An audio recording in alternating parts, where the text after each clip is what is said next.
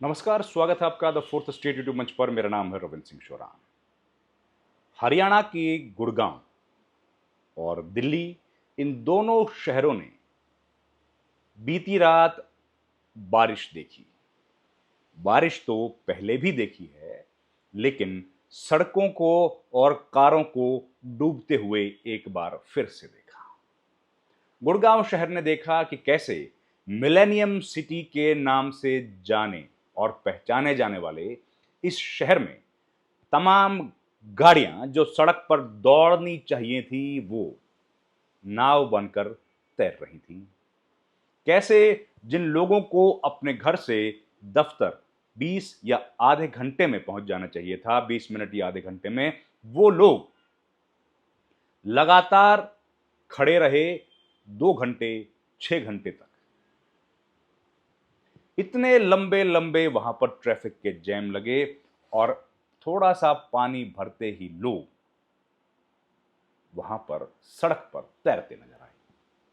अब सवाल यह उठता है कि आखिर गुड़गांव में बार बार ये तमाम घटनाएं हो रही हैं, थोड़ी बरसात आने के बाद भी करोड़ों रुपए के खरीदे हुए घरों में रहने वाले अमीर लोग, उनको मामूली सड़कें भी मुहैया क्यों नहीं हो पा रही?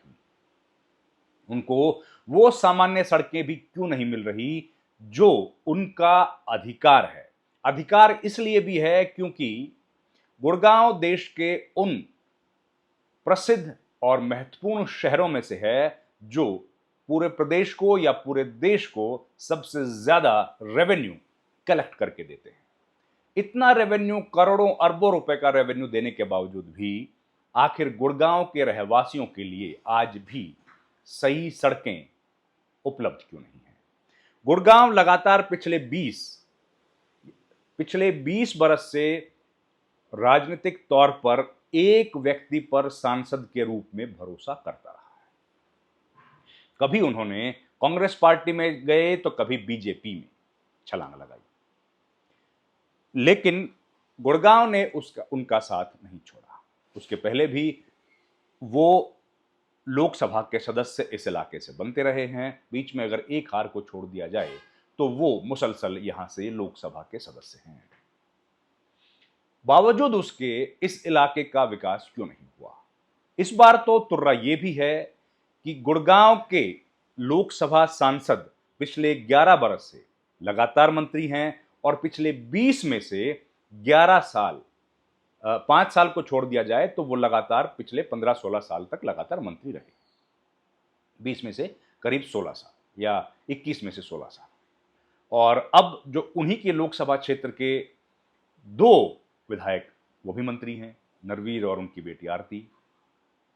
तो इतने सारे मंत्री होने के बावजूद, सारे विधायक होने के बावजूद, म्युनिसिपल कॉरपोरेशन गुड़गांव पर भी बीजेपी का कब्जा होने के बावजूद, आखिर वहां के लोग क्यों इतने परेशान हैं और क्यों उनको बुनियादी सुविधाओं के लिए भी रोज तकलीफों से दो चार होना पड़ रहा है?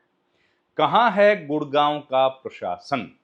क्या हम लोग एक बार फिर से गुड़गांव के प्रशासन पर जिम्मेदारी तय करके इस पूरे घटनाक्रम की इतिश्री कर लेंगे? क्या हमारे राजनेता, जिनको बार बार चुना जाता है और भारी बहुमत के साथ जिताकर कभी विधानसभाओं में तो कभी लोकसभा में भेजा जाता है, क्या वो लोग अपनी जिम्मेदारी लेंगे? आज जब करोड़ों रुपए के फ्लैट्स में पानी भर गया है, उन करोड़ों रुपए के फ्लैट्स में रहने वाले लोगों के पास चलने के लिए सड़कें नहीं हैं और करोड़ों रुपए की गाड़ियों में पानी आना और जाना कर रहा है, ऐसी स्थिति में कहां हैं गुड़गांव के प्रतिनिधि? वो जनप्रतिनिधि जो चुनाव के वक्त बड़ी बड़ी बातें करते हैं और जब उनका मुंह खुलता है तो केवल इतना वो कहते हैं कि हमें तो कैबिनेट मंत्री बनाया जाना चाहिए था, हमारी तो सीनियरिटी बाकी सब लोगों से ज्यादा है और हमें कैबिनेट मंत्री नहीं बनाया गया। चलिए, शुक्र है हमारे परिवार से किसी को प्रदेश में तो बनाया गया।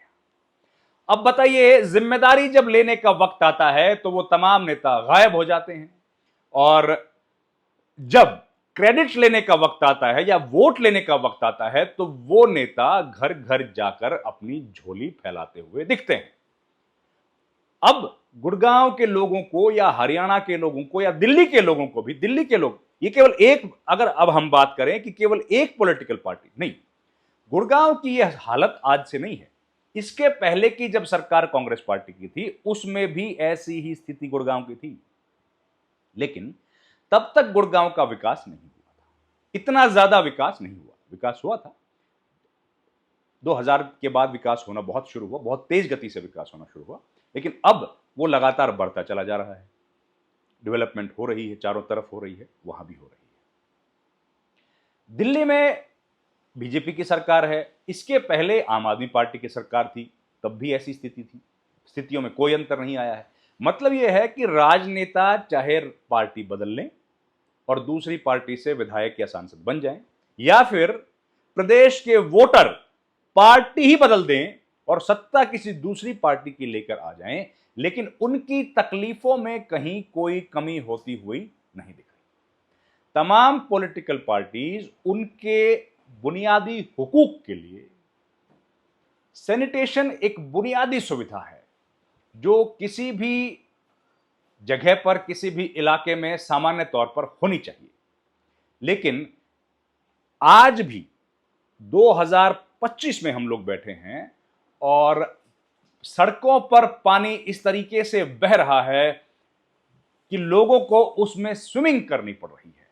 आज तमाम वीडियोस वायरल हो रहे हैं गुड़गांव के, जिसमें लोग स्विमिंग कर रहे हैं और ये बताने की कोशिश कर रहे हैं कि उन्होंने जो करोड़ों रुपए खर्च करके अपनी गाढ़ी कमाई से वहां पर फ्लैट्स खरीदे थे, घर खरीदे थे, आज उनकी स्थिति क्या है।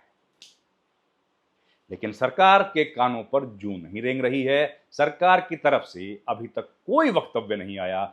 MCG, municipal corporation of Gurgaon, शांत है। आखिर ऐसा क्यों होता है कि जब भी बरसातें आती हैं या हम लोगों को सबसे ज्यादा जरूरत होती है किसी कॉर्पोरेशन की या किसी सरकार के तंत्र की, उसी वक्त वो तंत्र फेल हो जाता है।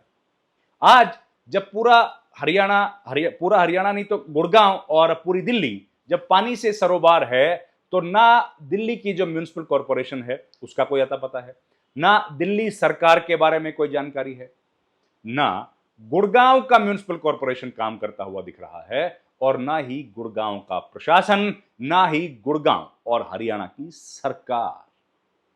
जब सबसे ज्यादा जरूरत होती है तब जनता से सबसे ज्यादा दूर यहां के जनप्रतिनिधि क्यों होते, और बावजूद उसके जनता बार बार उन्हीं कुछ लोगों पर क्यों भरोसा करती है। यह सवाल हम सबको सोचने पर बार बार मजबूर करता है। इस वीडियो में इतना ही। आपसे गुजारिश है हमारे चैनल को लाइक, शेयर, सब्सक्राइब जरूर कर दीजिए। आपका बहुत बहुत